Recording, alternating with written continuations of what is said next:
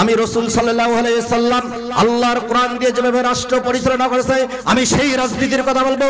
ওমর রাদিয়াল্লাহু তাআলা আনহু যেভাবে রাষ্ট্র পরিচালনা করেছে আমি সেই রাজনীতির কথা বলবো। আবু বকর রাদিয়াল্লাহু তাআলা আনহু যেই রাজনীতি দিয়ে যেভাবে কোরআন দিয়ে রাষ্ট্র পরিচালনা করেছে আমি সেই রাজনীতির কথা বলবো। বাংলাদেশের কোনো পচা রাজনীতির কথা বলতে চাই না, কথা বলে ঠিক কি না? মুসলমান, আওয়াজ দিতে হবে।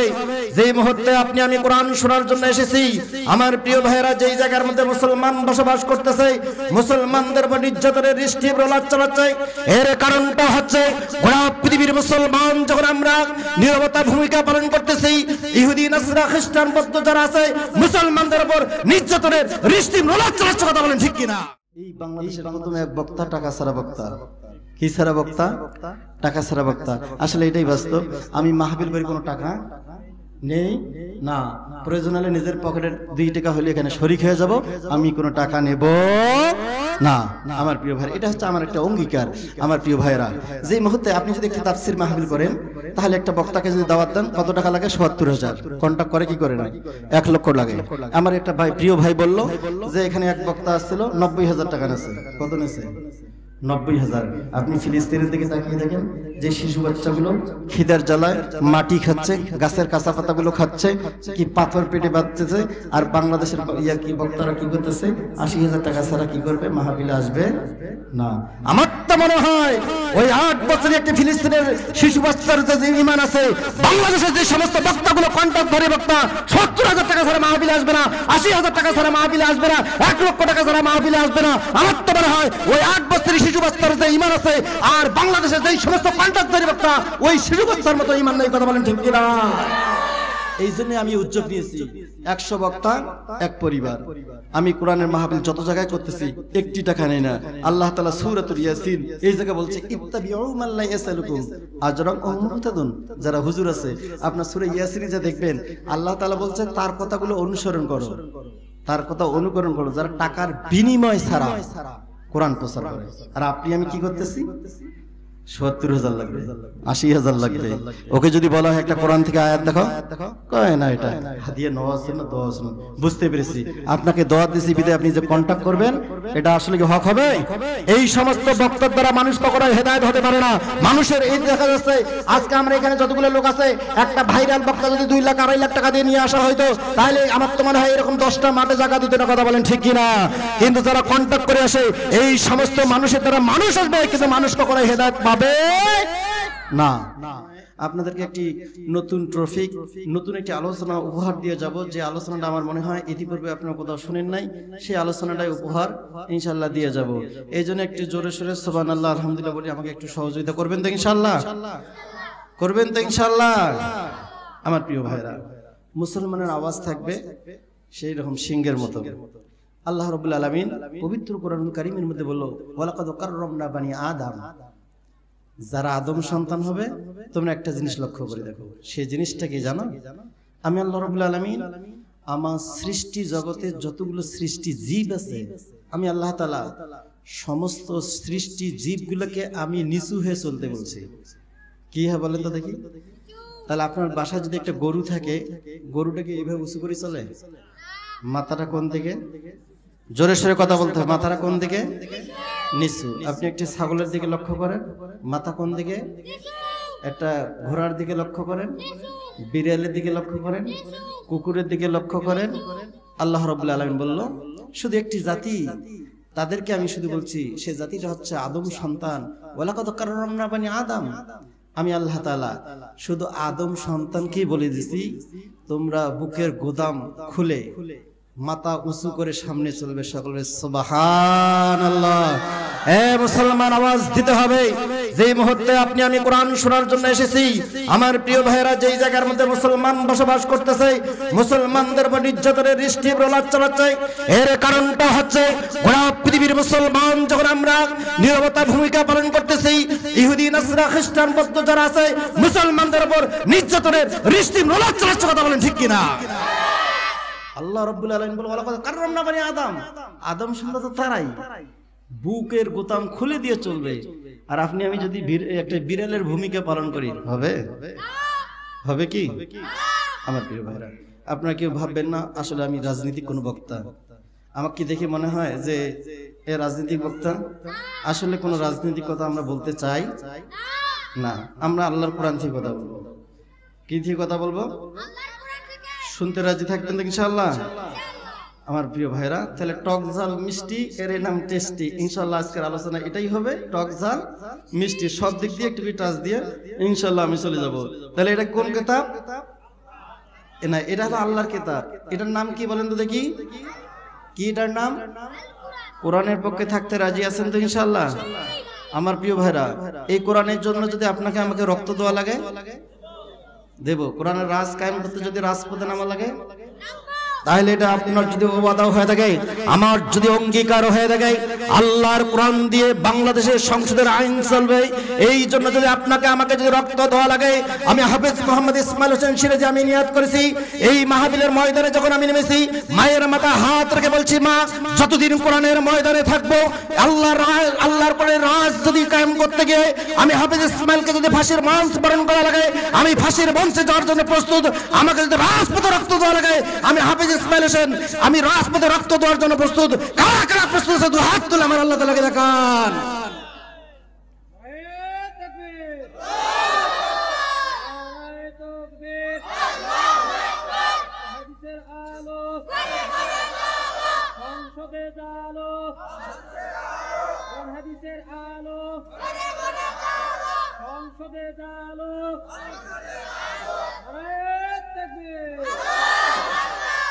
আমার প্রিয় ভাইরা, তাহলে এখানে কোনো রাজনীতি কথা হবে? আবার ছেড়েও দেব না। কি দেব না? ছেড়েও দেব না। কিন্তু এটা 100% শিওর। রাসূল সাল্লাল্লাহু আলাইহি ওয়াসাল্লাম রাষ্ট্র পরিচালনা করেছে কিনা? আবু বকর রাদিয়াল্লাহু তাআলা আনহু রাষ্ট্র পরিচালনা করে নাই?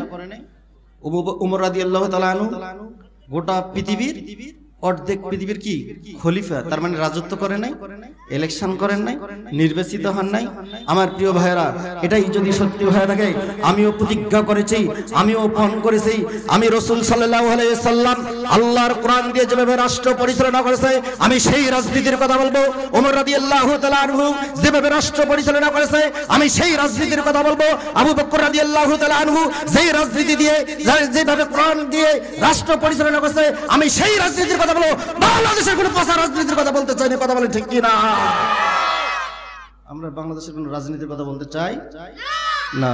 আমার প্রিয় ভাইরা, দুঃখজনক একটি কথা, একটু মাইন্ডে নেবেন না, খুব ব্যথা লাগতেছে তো এই জন্যই বললাম। এই আপনাদের এই যে শহরটার নাম কি? এটা কি শহর বলা হয়? রংপুর আমাদের কি শহর, তাই না? এই যে রংপুরের লোকগুলো যদি ঢাকায় যায়, আপনাকে আমাকে একটি শব্দ বলা হয়, রংপুরের লোক কি, ঠিক আছে না? এই যুবক ভাই ঠিকই বলছে, রংপুরের লোক। আরে বাবা, লজ্জা কিসের? যুবক বয়স থেকে আপনি বৃদ্ধ হয়ে গেলেন, আপনাকে আমাকে একটি শব্দ, শুধু একটি ধিক্কারি দিছে, আপনি দক্ষিণবঙ্গে যান, আপনাকে আমাকে কি বলবে? রংপুরের লোক। আসলে কি আমরা মুফিস? আমরা গোটা বিশ্বকে টাক লাগিয়ে দিয়েছি। রংপুরের কৃতি সন্তান আবু সাইদ জালিম মুক্ত করার জন্য নিজের বুকের তাজা রক্তগুলো রাজপথে ঢেলে দিয়ে গোটা বিশ্বের মধ্যে একটি ইতিহাস তৈরি করে দিল। রংপুরের লোক কখনো মুফিস হতে পারে না। রংপুরের লোক আল্লাহর কোরআনের জন্য রাজপথে নামতে বাধ্য হয়। এরা গুলির সামনে কখনো পরাজয় স্বীকার করে না। কথা বলে ঠিক কিনা? তোমরা যারা আমাদেরকে মফিজ বলো, আমরা আসলে মফিজ নয়। আল্লাহর জমিনে, আল্লাহর দিনে, আল্লাহর কোরআন দিয়ে দিন প্রতিষ্ঠা হবে। প্রয়োজন যদি হয় আবু সাইদের মতো ভূমিকা পালন করে, আপনাকে আমাকে যদি গুলির সামনে দেওয়া লাগে, আমরা আল্লাহর কোরআনের জন্য বুক টান টান করে আবু সাইদের ভূমিকা পালন করার জন্য প্রস্তুত থাকবো। কথা বলেন ঠিক কিনা? থাকবেন দু হাত তোলা, আমার আল্লাহ তাআলাকে দেখা।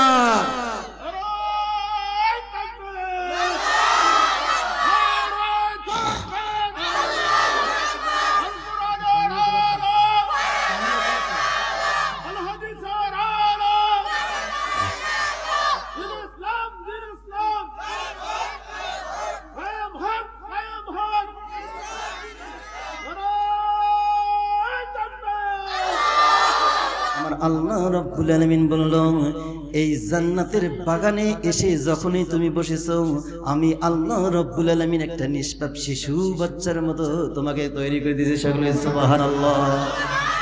তার মানে আপনারা বললেন যে আপনার গুনাহগার। আল্লাহ বলতেছে না না, এই কথাটা কখনো সম্ভব নয়। শুধু যারা বাইরে ঘোরাফেরা করতেছে, আর আপনারা যারা এখানে বসে আছেন এই মানুষগুলো আর আপনাদের মধ্যে আসমান এবং জমিন পার্থক্য রয়েছে। কথা বলেন ঠিক কিনা?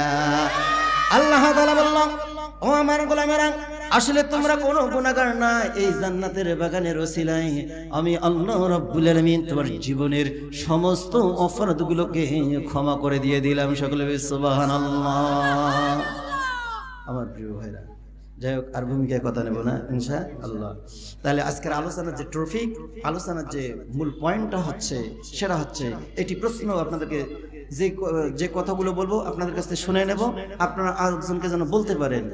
টপিক হচ্ছে প্রথম, সেটা হচ্ছে একজন বাপজন বলবে যে একদিনে ফরজ নামাজ কত রাকাত? একদিনে ফরজ নামাজ কত রাকাত? কত রাকাত? 17 রাকাত। এটা কি ঠিক? একদিনে কত রাকাত? কিন্তু আমি হাফেজ ইসমাইল বললাম একদিনে 15 রাকাত নামাজ ফরজ। কয় রাকাত বলেন? প্রথম প্রশ্ন, আমি কোরআন থেকে দলিল দেব, প্রমাণ দিয়ে চলে যাব। একদিনে 19 রাকাত নামাজ ফরজ। কয় রাকাত? 19 রাকাত। একদিনে 11 রাকাত নামাজ ফরজ। কয় রাকাত? আমরা কোরআন থেকে সমাধান চাই, চাই কি চাই না? সব সমস্যার সমাধান দিতে পারে কেবলমাত্র, শুধুমাত্র, একমাত্র আমার আল্লাহর কোরআন। কথা বলেন ঠিক কিনা আমার প্রিয় ভাইরা? যাই হোক, কথাটাই আমরা শুরুতে সে মন আল্লাহ তাআলার শুকরিয়া আদায় করছি যে আল্লাহ তাআলা হাজার হাজার লক্ষ লক্ষ কোটি কোটি মানুষের মাঝ থেকে যেই মানুষগুলোকে জান্নাতে দেবে, যাদেরকে ভালো লেগেছে আল্লাহ রাব্বুল আলামিন তাদেরকেই শুধু এই জান্নাতের বাগানে এসে বসার তৌফিক দান করছে। এই জন্য আবার বলে আলহামদুলিল্লাহ। নবীর প্রতি একবার সংক্ষিপ্ত দরুদ পাঠ করছি, যিনি সর্বকালের সর্বযুগের শ্রেষ্ঠ মহামানব, যার দেখানো পথে মিলবে আমাদের জান্নাত। তিনি হচ্ছে আমাদের গুনাহগার উম্মতের কান্ডার, রহমতের ভান্ডার।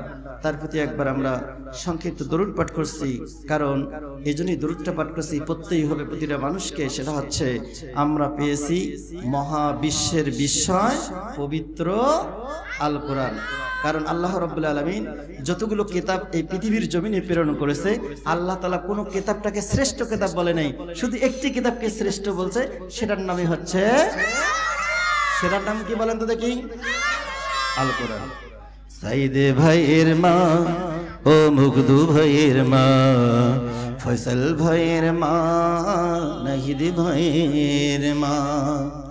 সাইদে ভাইয়ের মা, ও মুগদু ভাইয়ের মা, মাহফুজ ভাইয়ের মা, নাহিদ ভাইয়ের মা। তোমরা বড় ভাগ্যবতী, আল্লে ধরায় দিনের জ্যোতি, সালাম জানাই তোমাদের মা। সাইদে ভাইয়ের মা, ও মুগদু ভাইয়ের মা, মাহফুজ ভাইয়ের মা, নাহিদ ভাইয়ের মা। এটা বলার উদ্দেশ্য একটা হচ্ছে, এই যে আবু সাইদের বোন যে আছে, এই আর্তনাদ চিৎকার করলো, তাকে বলা হলো তুমি কান্না করো না, বুঝতে পেরেছি তোমার ভাই একটা শহীদ হয়ে গেছে, সুতরাং তোমাকে আমরা একটা বাড়ি করে দেব। কয় বাড়ি কয়তলা করবেন? কয় একতলা। কয় একতলা কেন? 10 তলা যদি করে দেন, 5 তলা যদি করে দেন, আমার ভাইয়ের মতো ভাই আর একটা খুঁজে পাওয়া যাবে না। কথা বলেন ঠিক কিনা আমার প্রিয় ভাইরা? সাইদে ভাইয়ের মা, একটু সকলে বলি, একটু তাহলে ভালো লাগবে, আমার সাথে একটু বলেন। সাইদে ভাইয়ের মা, ও মুগদু ভাইয়ের মা, ফয়সাল ভাইয়ের মা, নাহিদ ভাইয়ের মা। তোমরা বড় ভাগ্যবতী, আল্লে ধরায় দিনের জ্যোতি, সালাম জানাই তোমাদের মা।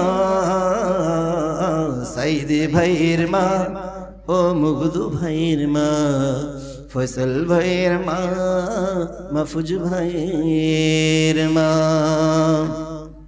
কেউ হারিয়ে ছেলে, কেউ হারিয়ে মেয়ে, কেউ হারিয়ে খেলার সাথী, নিশ্চয় ধরায় তাদের স্মৃতি পড়লে মনে, কেঁদে কেঁদে গুমরে মরে, বুক ভেঙে যায় কান্না ফুরায় না মা, বুক ভেঙে যায় কান্না ফুরায় না মা। সাইদে ভাইয়ের মা, ও মুগ্ধ ভাইয়ের মা, ফসল ভাইয়ের মা, মাহফুজ ভাইয়ের মা। কথা বলেন ঠিক কিনা? আমার ভাইয়েরা, আমার আল্লাহ রাব্বুল আলামিন এই মুহূর্তে আপনাদের জন্য একটি সুখবর, একটি মেসেজ দিয়ে দিল। সেই মেসেজটা হচ্ছে, ও আমার গোলামেরা, ও আমার বান্দারা, একটি শব্দ ভালো করে যেন। এই শব্দটা হচ্ছে, আজকে যারা কোরআন শোনার জন্য আসলো, কোরআন বোঝার জন্য আসলো, আপনাদের এত পরিমাণ যে আল্লাহ রাব্বুল আলামিন মর্যাদা দিয়েছে, আপনি আমি যদি বুঝতাম, আমার তো মনে হয় এই দুনিয়ার একজন এমপি, দুনিয়ার একজন মন্ত্রী, দুনিয়ার একজন রাজা, দুনিয়ার একজন বাদশা, তার চাইতে লক্ষ কোটি গুণে আল্লাহ রাব্বুল আলামিন বলল, যারা কোরআনের আলোচনা শোনার জন্য আসে, কোরআনের আলোচনা বোঝার জন্য আসে, এই হাজার হাজার মন্ত্রীর চেয়ে শ্রেষ্ঠ মর্যাদা আমি আল্লাহ রাব্বুল আলামিন এই বান্দাদেরকে দিয়ে দিলাম। সকলে বলি সুবহানাল্লাহ। আল্লাহকে প্রশ্ন করবো, আল্লাহ বুঝতে পারলাম শ্রেষ্ঠ বান্দা তুমি বললে, আর কি কিছু বলবে না? আমার আল্লাহ রাব্বুল আলামিন পবিত্র কুরআনুল কারীমের মধ্যে জানাই দিল, ওয়ায়াস্তাগফিরুনা লিল্লাযীনা আমানু রাব্বানা ওয়াসি'তা কুল্লা শাইইন রাহমাতাও ওয়া ইলমা। ও আমার গোলামেরা, তোমরা কি জানো আজকে যারা কোরআন শোনার জন্য আসলে, কোরআন বোঝানোর জন্য আসলে, আমার কাছে আসমানের যতগুলো ফেরেশতা আছে আমার কাছে ফরিয়াদ জানাচ্ছে, ও আল্লাহ তুমি তাকিয়ে দেখো, আজকে গভীর রাত্রি হচ্ছে, তোমার পাগল বান্দাগুলো কোরআন শোনার জন্য একটি জান্নাতের সামিয়ানে এসে বসেছে। ও আল্লাহ, এরা কিন্তু আপনাকে দেখে নাই, আপনার নবীকে দেখে নাই, জান্নাত দেখে নাই, জাহান্নাম দেখে নাই, না দেখার পরে মানুষগুলো চাতক পাখির ন্যায় তারা তাকিয়ে আছে। ও আল্লাহ, তুমি এদেরকে কি দিয়ে দেবে? ও আল্লাহ, আমরা দোয়া করতেছি, যে মানুষগুলো আজকে এই জান্নাতের বাগানে এসে বসলো, এই মানুষগুলোর গুনাহ মাফ না করে আল্লাহ তুমি যতক্ষণ পর্যন্ত এদের জীবনের সমস্ত গুনাহ মাফ করবে না, আমরা ফেরেশতারা প্রয়োজন হলে হরতাল করব, প্রয়োজন হলে মিটিং করব, প্রয়োজন হলে মিছিল করব। যেই সমস্ত বান্দাগুলো কোরআন শোনার জন্য আসলো, তাদের জীবনের সমস্ত গুনাহ যতক্ষণ তুমি আল্লাহ মাফ করে দেবে না, আমরা ফেরেশতা নাও ততক্ষণ মুনাজাত করা ছেড়ে দেব না। সকলে বলি সুবহানাল্লাহ। আমার ভাইয়েরা, আল্লাহর নবী, বিশ্ব নবী জনাবে মুহাম্মদুর রাসূলুল্লাহ সাল্লাল্লাহু আলাইহি ওয়াসাল্লাম তিনি তার পবিত্র জবানে জানাই দিল, ওয়া ইন্নাল আলিমা ফালইস্তাগফিরু লাহু মান ফিস সামাওয়াতি ওয়া মান ফিল আরদ। আমার প্রিয় ভাইয়েরা, আল্লাহর নবী, বিশ্ব নবী জনাবে মুহাম্মদুর রাসূলুল্লাহ সাল্লাল্লাহু আলাইহি ওয়াসাল্লাম বলল, ও আমার উম্মতেরা, ও আমার গোলাম, ও আমার মাহবুব বান্দাগুলো, ও আমার উম্মতরা, তোমরা কি জানো আজকে যেখানে তোমরা কোরআন শোনার জন্য আসলে, এই মানুষগুলো যে কোরআন শোনার জন্য আসলো, কোরআন বুঝার জন্য আসলো, আল্লাহ রাব্বুল আলামিনের সৃষ্টি জগতের যতগুলো সৃষ্টি প্রাণীগুলো আছে না কেন, গর্তের পিপিলিকা থেকে শুরু করে নিয়ে বন জঙ্গলের পশু পাখিগুলো আপনার জন্য আমার জন্য আজকে আল্লাহর কাছে দুই হাত তুলে ফরিয়াদ জানাচ্ছে। সকলে বলি সুবহানাল্লাহ। আমার প্রিয় ভাইরা, একটু জিকির করি, লা ইলাহা ইল্লাল্লাহ। ফাঁকা জায়গাগুলো একটু পূরণ করে নেই, লা ইলাহা। যে সমস্ত ভাইরা রাস্তায় দাঁড়িয়েছেন, আমার প্রিয় ভাইরা, এই মাহফিলটা কিছুক্ষণের মধ্যে শেষ হয়ে যাবে, কিন্তু আপনি একটি সুবর্ণ সুযোগ হারিয়ে ফেলতেছেন। যে জায়গায় আসলে আপনার গুনাহ মাফ হয়ে যাবে, আপনার বাবা মার জীবনের গুনাহ আল্লাহ রাব্বুল আলামিন মাফ করে দেবে। সকলে সুবহানাল্লাহ। আমার প্রিয় ভাইরা, আপনার বাবা যদি মারা যায়, আমার বাবা যদি মারা যায়, আমরা অনেকে এই যে 7 দিনে কি যেন করা হয়, এবার 40-এ করা হয়, এরকম আছে কি? রীতি আছে না? আপনাদের এদিকে আছে? আল্লাহ রাব্বুল আলামিন বলল যে তুমি এই তোমার বাবা মারা গেলে তার গুনাহ মাফের জন্য যদি 1000, 2000, 100,000 লোককে যদি আসে খাওয়াও, এবং যদি 100টা গরু কুরবানি করে যদি খাওয়াও, এখানে কোনো ফায়দা নাই। কারণ তাহলে ফায়দাটা কোন জায়গায়? তোমার বাবা মা যখন বেঁচে থাকবে তখন তার কি করতে হবে? খেদমত করতে হবে। আর এমন যুবকও আছে যে বাবা মা বেঁচে আছে, কি অবস্থা আছে, কি খাইলো এটাও খবর নেয় না, কিন্তু যখন মারা যায় তখন কি গ্রামের লোক খারাপ বলবে, এই জন্য কি করে? গরু জবাই করি মানুষকে খাওয়া দাওয়ার আয়োজন করে। কথা বলেন ঠিক কিনা? এ আমার প্রিয় ভাইরা, কথা বলেন ঠিক কিনা? জিন্দা থাকতে এক মুঠো ভাত, জিন্দা থাকতে এক মুঠো ভাত দেওনি মা বাবার মুখে, মরলে পরে খাওয়াও পাড়ার লোক ডেকে। ও ভাই, মরলে পরে খাওয়াও পাড়ার লোক ডেকে। কথা বলেন ঠিক কিনা? জিন্দা থাকতে এক মুঠো ভাত, জিন্দা থাকতে এক মুঠো ভাত দাওনি মা বাবার মুখে, মরলে পরে খাওয়াও পাড়ার লোক ডেকে। ও ভাই মরলে পরে খাওয়াও পাড়ার লোক ডেকে। কথা বলেন ঠিক কিনা? আল্লাহ তাআলা বললাম এইরকম একটা লোক না, দুইটা লোক না, হাজার হাজার লোককে তুমি যদি 100টা গরু কোরবানি করে খাও, এখানে কোনো ফায়দা নাই, এখানে কোনো সওয়াব নাই। আর আজকে এই জান্নাতের বাগানে এসে যদি তুমি বসতে পারো, আমি আল্লাহ রাব্বুল আলামিন গ্যারান্টি দিয়ে দিলাম, আমি আল্লাহ তাআলা তোমার জীবনের গুনাহ মাফ করে দিলাম, তোমার বাবা মার জীবনের গুনাহ মাফ করে দিলাম। আর এই জান্নাতের বাগানের আশেপাশে যতগুলো কবর আছে, আমি আল্লাহ রাব্বুল আলামিন এই জান্নাতের বাগানের ওসিলায় আমি আল্লাহ তাআলা এই কবরবাসীগুলোর জন্য 40 দিনের জন্য আমি আল্লাহ তাআলা আযাব বন্ধ করে দিয়ে দিলাম। সকলে জোরে সরে বলেন না সুবহানাল্লাহ। এই জন্য যেই সমস্ত যুবক ভাইরা এখনো রাস্তা দাঁড়িয়ে আছেন, আমি আপনাদের অনুরোধ করতেছি আপনারা মাহফিলের দিকে চলে আসুন। আমার ভাইরা, আচ্ছা বলেন তো দেখি আসমান কয়টা? বলেন তো দেখি আসমান কয়টা? আসমানের যদি আপনাকে আমাকে যদি কেউ জিজ্ঞাসা করে, ও হুজুর বলেন তো দেখি, আপনি বললেন আসমান 7টা, তা 7টা আসমানের নামটা কি? আমরা তখনই শেষ নামের মুসলমান। কথা বলেন ঠিক কিনা?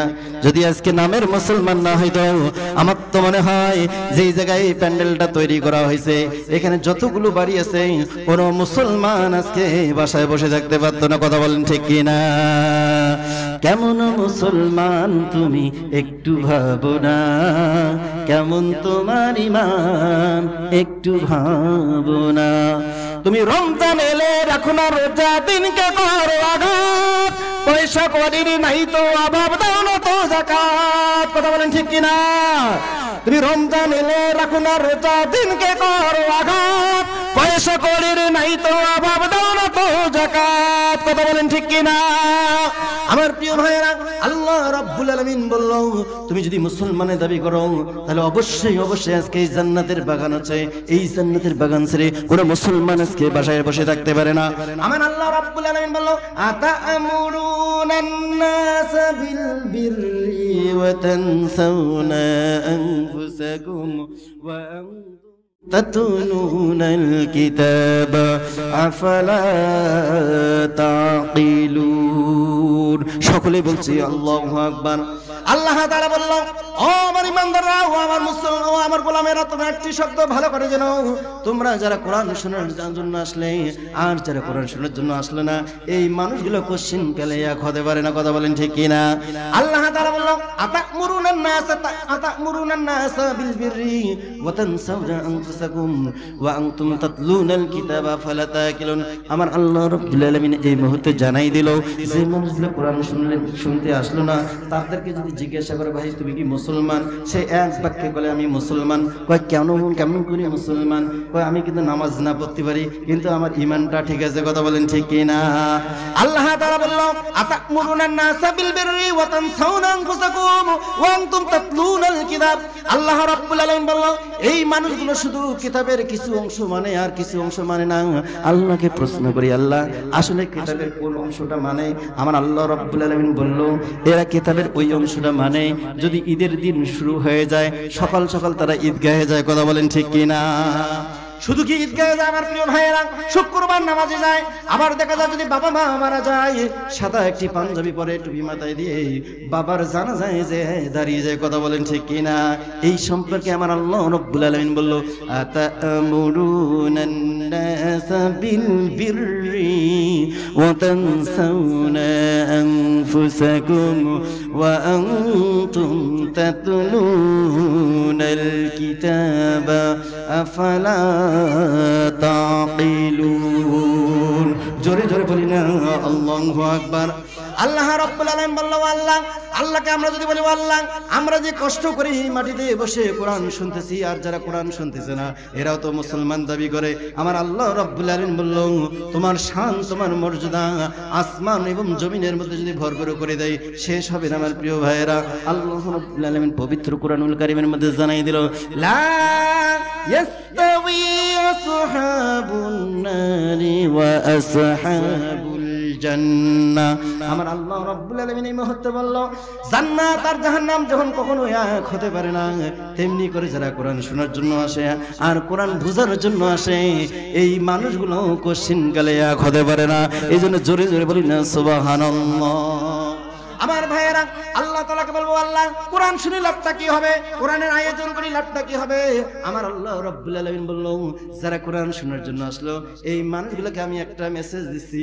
আল্লাহ তাআলা মেসেজটা পবিত্র কোরআনুল কারীমের মধ্যে জানাই দিল, যালিকা বিআন্নাল্লাহা মাওলাল্লাযীনা আমানু ওয়া আন্নাল কাফিরিনা লা মাওলা লাহুম। জোরে জোরে বলেন না আল্লাহু আকবার। আল্লাহ তাআলা বলল, ও আমার গোলামেরা, তোমরা যারা কোরআন শোনার জন্য আসলে, আমি আল্লাহ রাব্বুল আলামিন এই মুহূর্তে ঘোষণা করে দিয়ে দিলাম, আমি আল্লাহ রাব্বুল আলামিন এই বান্দাগুলোর নিজেই গার্জিয়ান হয়ে গেলাম। সকলে বলেন সুবহানাল্লাহ। আমার ভাইরা, আল্লাহ তাআলা ওয়াদা করলো আমি তোমাদের গার্জিয়ান হলাম। আচ্ছা বলেন, আল্লাহ যদি আপনার আমার গার্জিয়ান হয়, আমাদের টেনশন আছে? পুলিশের ভয় আছে, র্যাবের ভয় আছে, প্রশাসনের ভয় আছে? আছে কি? পিছনের লোকগুলো কথা বলে না, মনে হয় আছে। আমার প্রিয় ভাইরা, কোনো ভয় আছে? কোনো ভয়? নো টেনশন, ডু ফুর্তি। আমার প্রিয় ভাইরা, এটাই যদি হয়ে থাকে, আমার আল্লাহ যদি বললো, যালিকা বিআন্নাল্লাহা মাওলাল্লাযীনা আমানু, ও হে ঈমানদারগণ, আমি আল্লাহ রাব্বুল আলামিন এই মুহূর্তে যে মেসেজটা দিলাম, আমি তোমাদের গার্জিয়ান হয়ে গেলাম। সুতরাং আল্লাহ রাব্বুল আলামিন যদি আমার আপনার গার্জিয়ান হয়ে যায়, আল্লাহর জমিনে আল্লাহর কোরআন দিয়ে আইন বাস্তবায়ন করতে গিয়ে যদি আপনাকে আমাকে মেশিন গানের সামনে দাঁড় হওয়া লাগে, আমরা যদি মেশিন গানের সামনে দাঁড় হয়ে যায়, আমার প্রিয় ভাইরা, আল্লাহ যদি বললো আমি তোমাদের গার্জিয়ান, আল্লাহ যদি গার্জিয়ান হয়, দুনিয়ার কোনো মেশিন গান, দুনিয়ার কোনো পিস্তল, দুনিয়ার কোনো রাইফেল আপনাকে আমাকে কোনো হত্যা করতে পারবে না। কথা বলেন ঠিক কি না? কারণ আমার নেটওয়ার্ক আছে আমার আল্লাহর সাথে। আমার নেটওয়ার্ক কার সাথে বলেন তো দেখি? আমার আল্লাহর সাথে। কথা বলেন ঠিক কি না? আমার ভাইয়েরা, আশরাফ আলী থানভী রহমাতুল্লাহ আলাইহি, তার কাছে একটি যুবক এসে বলল, ও হুজুর, আপনি তো বিজ্ঞ লোক, আপনি একটি সমাধান দিয়ে দেন। যে সমাধানটা হচ্ছে, আমি 4টি বিবাহ করেছি। বলেন তো কয়টি বিবাহ? 4টি বিবাহ করেছি, কিন্তু আমি স্ত্রী পুষতে আর পারছি না, কারণ যে জিনিসপাতির দাম। এই জন্য আমি 4টা বউ থেকে একটা সিদ্ধান্ত গ্রহণ করলাম, 3টা বউকে মাইনাস করব, আর একটা বউ আমি সাথে রাখবো। হুজুর একটু পরামর্শ দেন, আমি কিভাবে কি করব? আশরাফ আলী থানভী রাহমাতুল্লাহ আলাইহি বলল, ও যুবক, তুমি বাসায় চলে যাও, আমি তোমার বাসায় কালকে যাব। যাওয়ার পর তোমার বউগুলোকে আমি ডাকবো, ডেকে একটি প্রশ্ন করব, প্রশ্ন যারা উত্তর দিতে পারবে সে তোমার বউ থাকবে, আর যে প্রশ্নের উত্তর দিতে পারবে না সে তোমার বউ থাকবে না। আমার প্রিয় ভাইয়েরা, যেই কথা সেই কাজ। আশরাফ আলী থানভী রাহমাতুল্লাহ আলাইহি তিনি বাসায় চলে গেল। চলে যাওয়ার পর এবারে বড় বৌমাকে ডাকতে হলো, বৌমা তুমি এদিকে আসো। আচ্ছা তুমি বলো তো দেখি, একদিনে ফরজ নামাজ কত রাকাত? কয় রাকাত? এই আল্লাহর বান্দি সে বলল, হুজুর আমি তো প্রতিনিয়তই নামাজ পড়ি, সুতরাং একদিনে ফরজ নামাজ হচ্ছে 17 রাকাত। কয় কিভাবে 17 রাকাত হয়? কয় ফজরের 2 রাকাত ফরজ, জোহরের 4 রাকাত ফরজ, আসরের 4 রাকাত ফরজ, মাগরিবের 3 রাকাত ফরজ, ইশার 4 রাকাত ফরজ। এই সর্বমোট হলো একদিনে 17 রাকাত নামাজ ফরজ। কথা বলেন ঠিক কিনা? আশরাফ আলী থানভী রাহমাতুল্লাহ আলাইহি বলল, ও বৌমা তোমার উত্তরটা সঠিক হয়ে গেছে, কারণ আসলে একদিনে 17 রাকাত নামাজ ফরজ, তার মানে তুমি তার বউ হিসেবে থাকবে। এবার দ্বিতীয় বৌমাকে ডাক দেওয়া হলো, ও বৌমা তুমি এদিকে আসো তো দেখি, তুমি বলো তো দেখি একদিনে ফরজ নামাজ কত রাকাত? বলে, হুজুর আসলে একদিনে ফরজ নামাজ 17 রাকাত নয়, যেহেতু আমার বড় আপা বলেছে একদিনে ফরজ নামাজ হলো 17 রাকাত, সুতরাং একদিনে ফরজ নামাজ কখনো 17 রাকাত হয় না, একদিনে ফরজ নামাজ হইল 15 রাকাত। আর আমি যদি এই প্রমাণ দিতে না পারি, আমি যদি এটা বিশ্লেষণ করতে না পারি, আমি নিজ ইচ্ছায় আমার স্বামীকে তালাক দিয়ে আমি চলে যাব। আমার প্রিয় ভাইরা, আশরাফ আলী থানভী রহমাতুল্লাহ আলাইহি হতভম্ব হয়ে গেল, এ কোন কথা কয় রে? আসলে তো আমরা একদিনে 17 রাকাত নামাজ ফরজ পড়ি। এই মহিলা আমার বলল, একদিনে 15 রাকাত নামাজ যদি আমি প্রমাণ দিতে না পারি, নিজ ইচ্ছায় তালাক দিয়ে চলে যাব। আমার প্রিয় ভাইয়েরা, এবার তৃতীয় বউকে ডাক দেওয়া হলো। ও বৌমা, তুমি এদিকে আসো, পর্দার সহিতে আসো। তুমি বলো তো দেখি, একদিনে ফরজ নামাজ কত রাকাত? এবার তৃতীয় বৌমা আসে বলল যে বড় আপা যেহেতু বলেছে একদিনে 17 রাকাত, মেজো আপা বললো একদিনে 15 রাকাত, সুতরাং আমি ওইটা বলবো না। একদিনে আসলে হুজুর, একদিনে নামাজ হলো 19 রাকাত ফরজ। আর আমি যদি এটা বিশ্লেষণ করতে না পারি, আমি যদি প্রমাণ দিতে না পারি, তাহলে আমি নিজ ইচ্ছায় আমার স্বামীকে তালাক দিয়ে চলে যাব। আমার প্রিয় ভাইয়েরা, ঘটনাটা কোন ঘটে গেল? এবার চতুর্থ বৌমাকে ডাক দেওয়া হলো। বৌমা, তুমি এদিকে আসো। আচ্ছা, তুমি বলো তো দেখি, একদিনে ফরজ নামাজ কত রাকাত? এবার ছোট বৌমা এসে বলল, বড় আপা যেহেতু বললো 17 রাকাত, মেজো আপা বললো 15 রাকাত, আর সেজো আপা বললো 19 রাকাত, সুতরাং আমি এটা বলবো না হুজুর। আসলে একদিনে নামাজ হলো 11 রাকাত ফরজ। আর আমি যদি এটা প্রমাণ দিতে না পারি, তাহলে স্ব ইচ্ছায় আমার স্বামীকে তালাক দিয়ে আমি চলে যাব। সকলে বলি মারহাবা। আমার প্রিয় ভাইয়েরা, শুনতে চান কি চান না? শুনতে চান কি চান না? আমিও বললাম, সব সমস্যার সমাধান দিতে পারে কেবলমাত্র শুধুমাত্র একমাত্র আল্লাহর কোরআন। আমিও কোরআনকে বলবো, ও কোরআন, তো ওই বৌমার কথা বাদ, তুমি এবার নিজেই প্রমাণ দাও। কিভাবে প্রমাণ দেবে? আমার আল্লাহ রাব্বুল আলামিন এই মুহূর্তে মেসেজ দিল, ওয়া নাযালনা আলাইকাল কিতাবা তিবয়ানান লিকুল্লি শাইইন ওয়া হুদান ওয়া রাহমাতান ওয়া বুশরা লিল মুসলিমিন।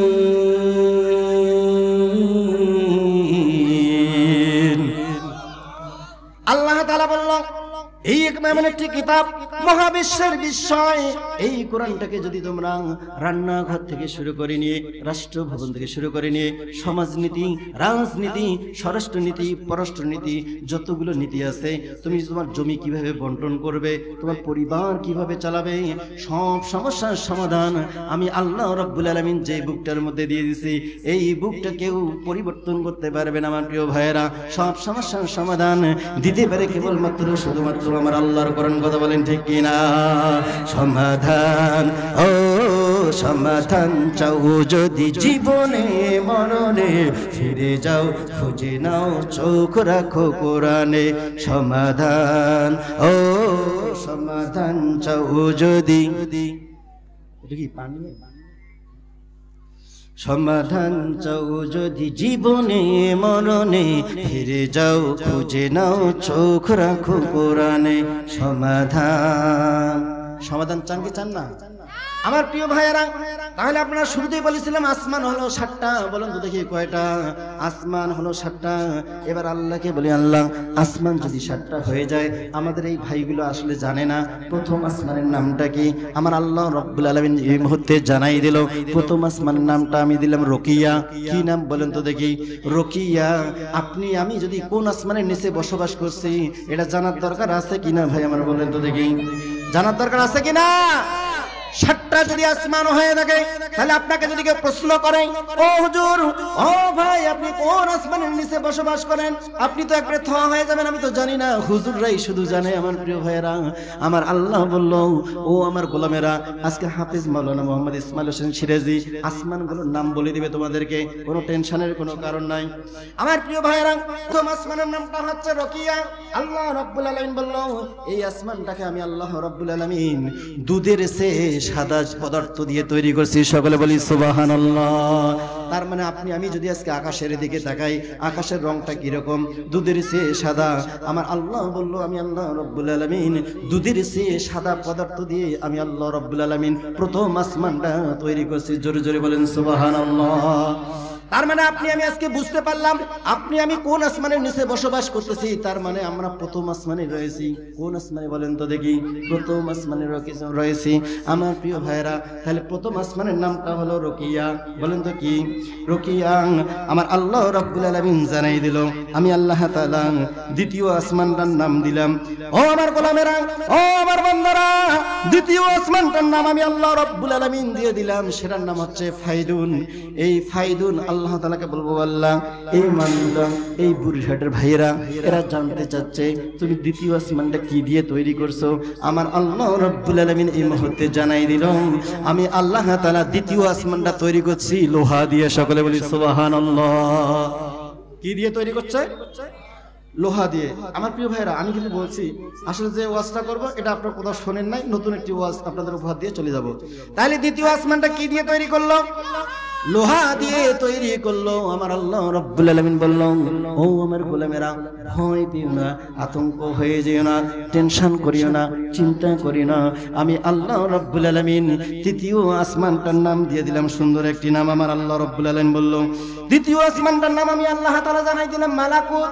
আর আমি আল্লাহ রাব্বুল আলামিন এই আসমানটাকে আমি আল্লাহ তাআলা লোহা দিয়ে তৈরি করি নাই, আমি আল্লাহ রাব্বুল আলামিন এই আসমানটাকে তৈরি করছি তামা দিয়ে। সকলে বলি সুবহানাল্লাহ।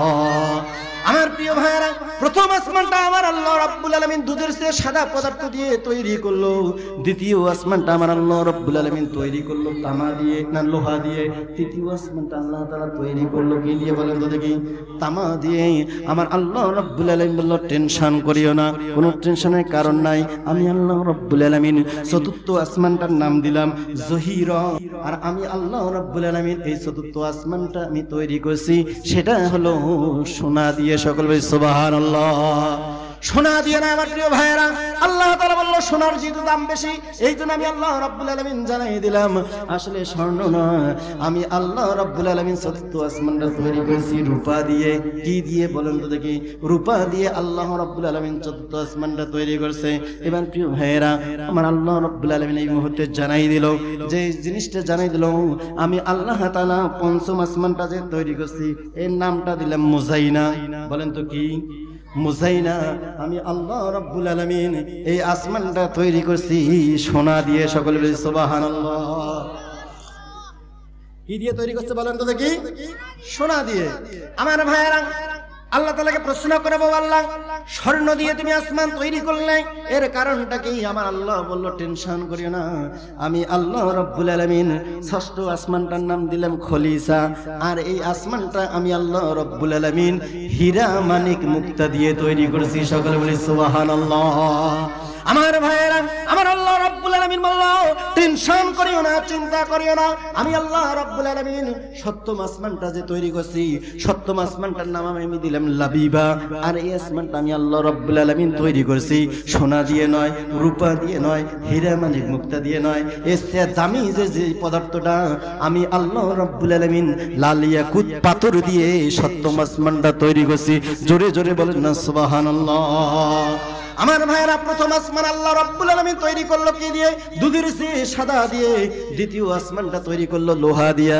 এবার আমাদের তো একটু হিংসা হয়, আমরা আল্লাহকে বলি, ও আল্লাহ, লোহার যে দাম 120 টাকা কেজি, কিন্তু আমাদের আসমানটা যদি দুধের চেয়ে সাদা দিয়ে না তৈরি করি, যদি লোহা দিয়ে তৈরি করতে, তাহলে তো আমরা লোহা পাইতাম। এবার আল্লাহকে বলি, আল্লাহ তুমি তো আমাদেরকে ঠগাইলে, আমাদের আসমানটা যদি তামা দিয়ে তৈরি করতে, যদি রূপা দিয়ে তৈরি করতে, যদি সোনা দিয়ে তৈরি করতে, হীরা মানিক মুক্তা দিয়ে যদি তৈরি করতে, কতই না ভালো হইতো। কথা বলেন ঠিক কিনা? আল্লাহকে নালিশ জানে, আল্লাহকে আবার বিচার দেয়, আল্লাহ তুমি এটা কেমন অবিচার করলে আমাদের সাথে? আমাদের আসমানটা তুমি তৈরি করলে দুধের চেয়ে সাদা দিয়ে। আমার আল্লাহ রাব্বুল আলামিন বলল, ও আমার গোলামেরা, টেনশন করিও না, কারণ আমি আল্লাহ রাব্বুল আলামিন যদি স্বর্ণ দিয়ে আসমান তোমাদেরকে তৈরি করে দিতাম, আর তোমরা কোনোদিন স্বর্ণ পেতে না। যদি তামা দিয়ে দিতাম, তামা পেতে না। হীরা মানিক মুক্তা কখনো খুঁজে পাইতে না, আসমানে তোমরা যাইতে পারতে না। এই জন্য আমি আল্লাহ রাব্বুল আলামিন মাটির নিচে সমস্ত খনিগুলো দিয়ে দিয়েছি। সকল বলে সুবহানাল্লাহ।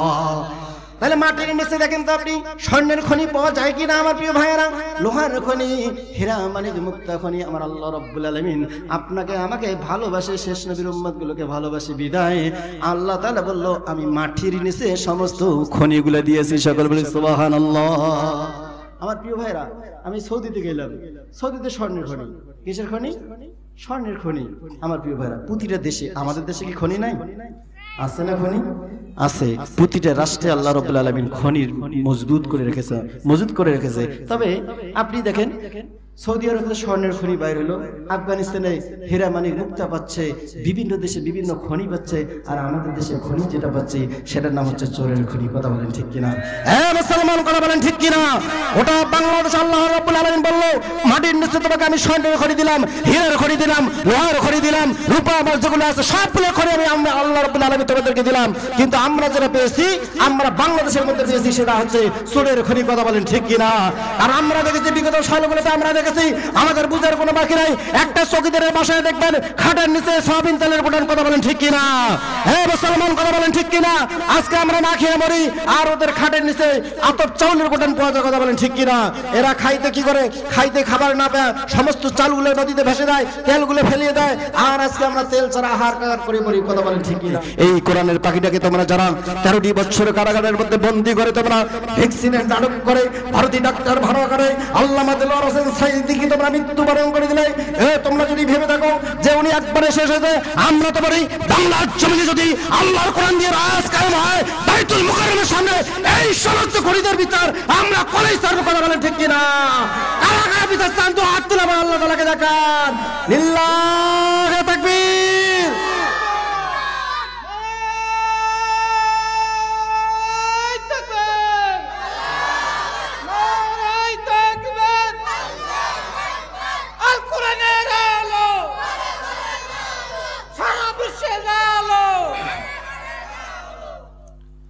আমরা এই জন্য একটি সুযোগ দিচ্ছি, তোমাদের পালাবার সময় এসেছে, এই জন্য সময় থাকতে পালিয়ে যাও। তোমরা যদি রাস্তাঘাট না পাও, বিছানাও যদি না পাও, কলা পাতা শুয়ে থাকো, এটা আমাদের দেখার বিষয় আছে। পালা রে পালা, জলদি পালা, নহিলে তোদের কপালে ঝুলবে তালা, কথা বলেন ঠিক কিনা? পালা রে পালা, জলদি পালা, নইলে তোদের কাছে ঝুলিবে তালা। হক হচ্ছে বাতিল তো কাঁপছে, হক হচ্ছে কালা মাবুল বাজছে। কালা মানিক না, যেটা কলা পাতা শুয়ে থাকলো, ওর নামটা কি? কি নাম? কি নাম? কালা মানিক। ওটা ফির কিসে শুয়ে আছে বলেন তো দেখি? কলা পাতা শুয়ে আছে। ও ভাবছে যে আর এখানে থাকা যাবে না, আমার ওই যে খাট বিছানা, এই লেপ তোষকের দরকার নাই, সুতরাং আমি যে শান্তিটা পাচ্ছি সেটাই হচ্ছে কলা পাতায়। ঠান্ডা লাগুক না কি লাগুক, আমার প্রিয় ভাইরা, সে বুঝতে পেরেছে এই বাংলার জমিন আর তো ঠাই হবে না। পালা রে পালা, জলদি পালা, লইলে তোদের গলা ঝুলিবে তালা। পালা রে পালা। আরে ভাই, এই যে আপনার এই যে ভাই একটু শোনেন, মন খারাপ করেন না। সেটা হচ্ছে আপনার ইউটিউবে সার্চ দেবেন, হাফেজ মাওলানা মোহাম্মদ ইসমাইল হোসেন সিরাজি, এই বাংলাদেশের প্রথম এক বক্তা, টাকা ছাড়া বক্তা। কি ছাড়া বক্তা? টাকা ছাড়া বক্তা। আসলে এটাই বাস্তব। আমি মাহফিল করে কোনো টাকা নেই না, প্রয়োজন হলে নিজের পকেটের 2 টাকা হলে এখানে শরিক হয়ে যাব, আমি কোনো টাকা নেব না। আমার প্রিয় ভাই, এটা হচ্ছে আমার একটা অঙ্গীকার। আমার প্রিয় ভাইরা, যে মুহূর্তে আপনি যদি একটি তাফসীর মাহফিল করেন, তাহলে একটা বক্তাকে যদি দাওয়াত দেন, কত টাকা লাগে? ৭০,০০০। কন্টাক্ট করে কি করে না? 1 লক্ষ লাগে। আমার একটা ভাই, প্রিয় ভাই বলল যে এখানে এক বক্তা আসছিল, 90,০০০ টাকা নেছে। কত নেছে? 90,০০০। আপনি ফিলিস্তিনের দিকে তাকিয়ে দেখেন, যে শিশু বাচ্চাগুলো খিদার জ্বালায় মাটি খাচ্ছে, গাছের কাঁচা পাতাগুলো খাচ্ছে, কি পাথর পেটে বাঁধতেছে, আর বাংলাদেশের কি বক্তারা কি করতেছে? 80,০০০ টাকা ছাড়া কি করবে? মাহফিলে আসবে না।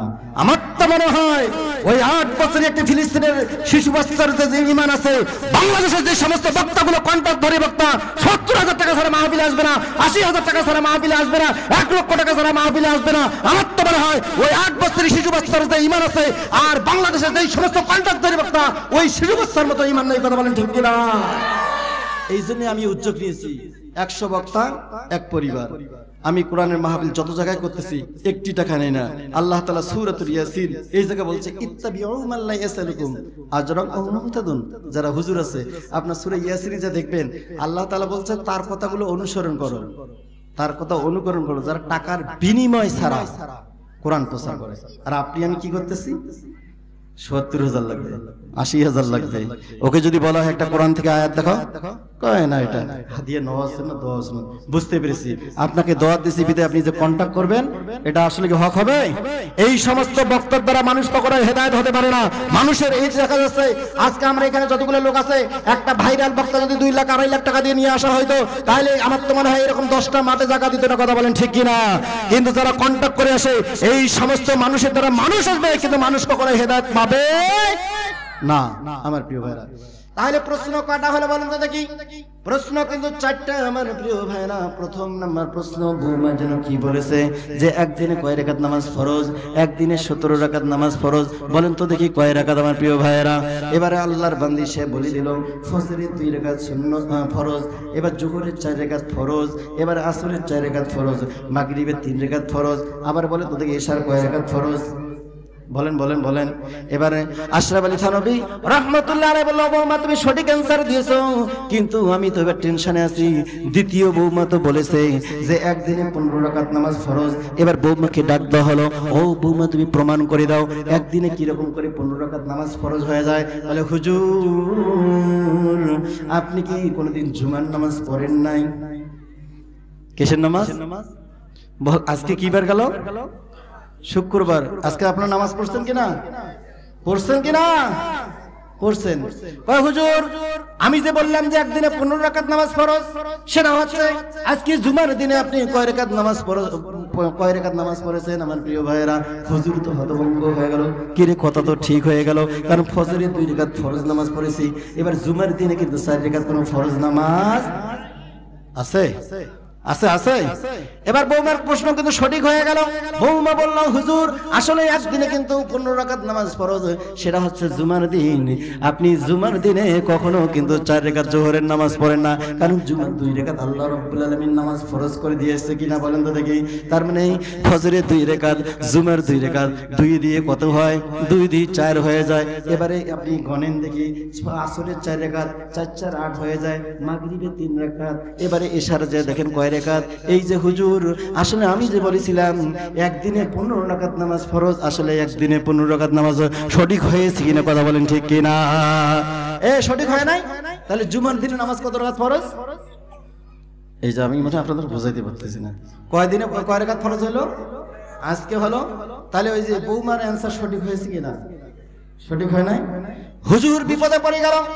এবার পরে যাবো, ও বৌমা বুঝতে পেরেছি তুমিও তার বৌমা হিসেবে থাকবে, কারণ তুমিও সঠিক অ্যান্সার দিয়েছো, কিন্তু তৃতীয় বৌমা কিভাবে প্রমাণ দেবে একদিনে 19 রাকাত নামাজ ফরজ হয়?